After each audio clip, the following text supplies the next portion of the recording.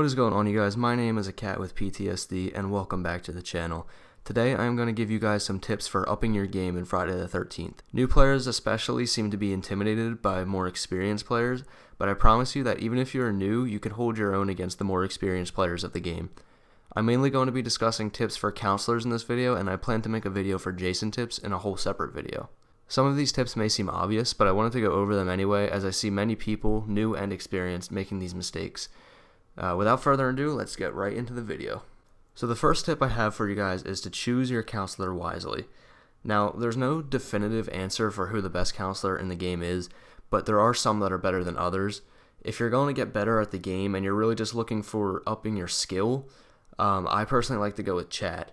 Chad is really good when it comes to getting more skilled, as he's perfect for 1v1s against Jason. So he has 10 out of 10 luck, and I believe he has 9 out of 10 speed. So that means he can stun Jason every time, if you have a baseball bat, of course, and you're able to quickly outrun Jason. So there are other good counselors you can use. I generally like to stick with Chad, though, when it comes to trying to get better at the game, because he's good when it comes to facing Jason by yourself. So the second tip I have for you guys is to keep your cool when Jason is near you. If you start panicking when Jason is near you, you're going to end up making mistakes, and lots of them. Not only that, but you're going to show Jason that you're scared, and that makes him feel like his job is going to be much easier. So you really want to get into Jason's head when you're playing as counselor, and before you can do that, you have to be able to keep your cool. And the way to do that is just to keep playing the game. When you play for a while, you don't even care when Jason's near you. You just kind of are like, okay, cool, he's near me. All I gotta do is lock the door. Yeah, just make sure you're not showing Jason that you're weak, or that you're afraid that he's gonna kill you. Just kind of be assertive that you're better than him in a way. A little bit of trash talking is okay. Don't be really mean or anything, but generally a little bit of trash talking can help with this. So the third tip I have for you guys relates to the car parts and the fuse. I have seen so many people make this mistake, and it costs so many people the game. If you find a car part or the fuse, it's always ideal for you to take it with you, but if for whatever reason you can't have it with you, pick it up and drop it back down. This makes that part show up on the map so that other counselors can see them. I cannot tell you how many times I have escaped simply because somebody was able to drop the gas or something at a house up at Flat Rock or something on Packanack, and I was able to book it up there and grab it. I would not have known where the gas was, and the last place you would think to look is Flat Rock when you're on Packanack. Make sure, if you can't, it's always ideal to bring it with you, but if you have to do something else, if you have to grab something else, pick it up and drop it back down. That way it shows up on the map. That will save so many people's lives in this game. This game used to be a lot more difficult, in fact, because unless you were communicating with your team, even if someone would pick it up and put it back down, those parts never showed up on the map. So you really had to be good at communicating with your team, and I think that's kind of why Gun Media added that feature to the game, because they realized that not everybody was communicating a lot. Yeah, we're really lucky, basically, to be playing the game right now with parts showing up on the map. So make sure you utilize that resource. So this tip we already kind of touched up on, but it's basically getting into Jason's head.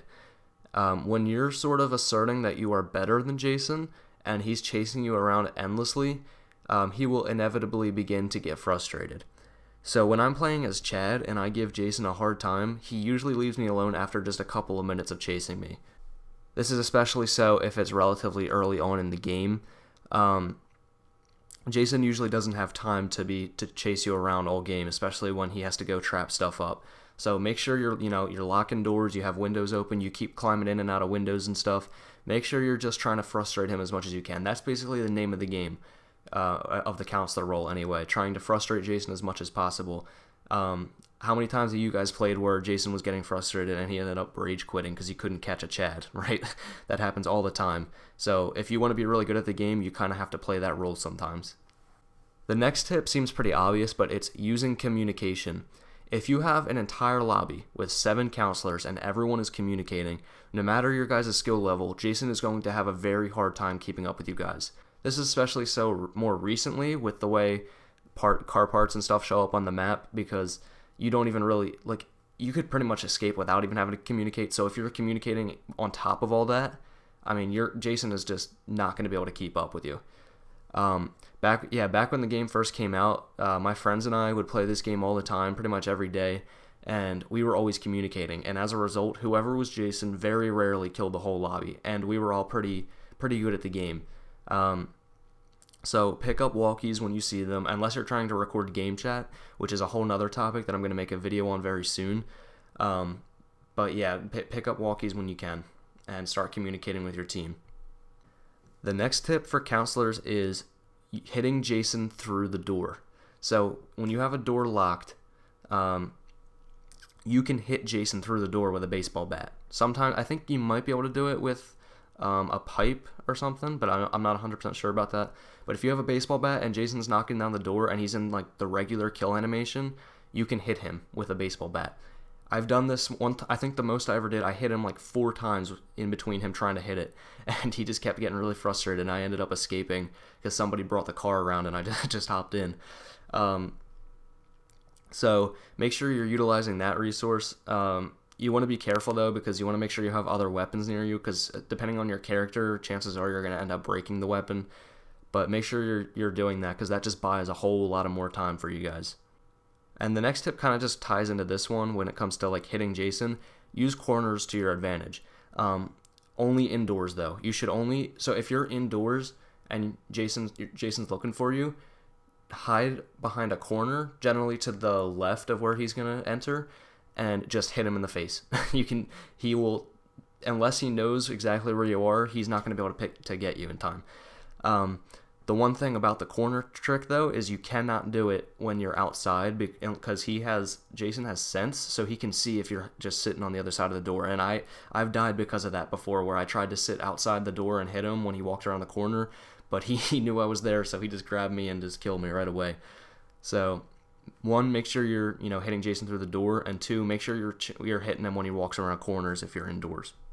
The next tip I have for you guys should seem really basic, but oh my god, the amount of times I've seen this mistake made. Never lock the doors at Packanack Lodge or at Higgins Haven. Those doors that are like very weak, where Jason can hit it once. So basically, there's no reason to lock the door. If you lock the door, that means nobody can get back. Like the regular counselors cannot get in that way. And it doesn't even slow Jason down, because he can hit it with 1 hit anyway. So by locking the door, all you're doing is screwing over your teammates. So don't ever lock the door, please, for the love of God. Stop it. It's time for you guys to stop. So yeah guys, that about wraps it up for this video. Make sure you try these pointers out if you haven't already, and make sure you come back and let me know that if they worked for you, and let me know if they didn't work for you as well. I'm always open to criticism on the channel. So yeah, hopefully you guys enjoyed the video. If you did, leave a like below, comment, and subscribe as always, and I will see you guys all later.